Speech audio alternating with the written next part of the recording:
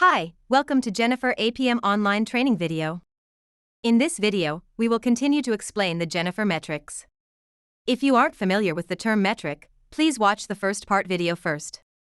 In the last two parts of the video, we explained metrics such as the active service, the TPS or transaction per second, the response time, the system and process CPU, the system and process memory, the heap and non-heap memory, garbage collection, and object pending finalization. Now, let's continue to dig in more about the other metrics. The next metrics that we're going to explain are related to SQL.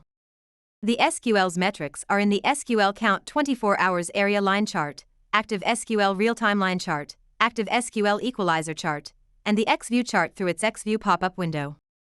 In those charts, Jennifer provides the SQL metrics such as SQL per transaction, Active SQL, SQL time, and SQL time per transaction.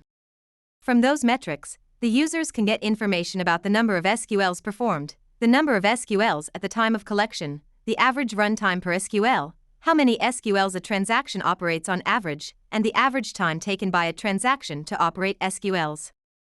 The next metrics that we're going to explain are related to fetch. The fetch metrics are in the Fetch Count 24 Hours Area Line Chart and the XView chart through its XView pop-up window. In those charts, Jennifer provides the fetch metrics such as fetches per transaction, fetch time, and fetch time per transaction.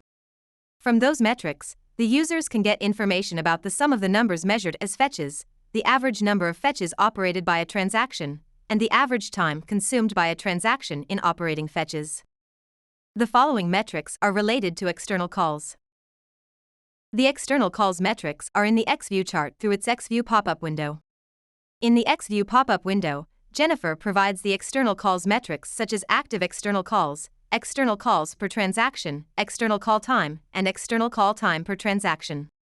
From those metrics, the users can get information about the number of external calls that are in operation at the time of collection, the average number of external calls operated by a single transaction, the average run time of a single external call, and the average time taken by external calls while performing a transaction. The last metrics for this video are related to the Frontend monitoring function of Jennifer.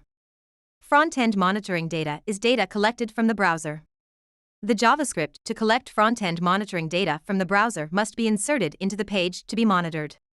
Through this function, we can perform monitoring on the cause of application service slowdown by measuring the response time not only from the server but from the actual browser to the network section. So, those were the metrics explanation for this video. Hope the explanations can help you know Jennifer a little deeper and can utilize Jennifer to its max performance. Thanks for keeping up with our online training videos. See you again in the next Jennifer metrics explanation video. Stay tuned.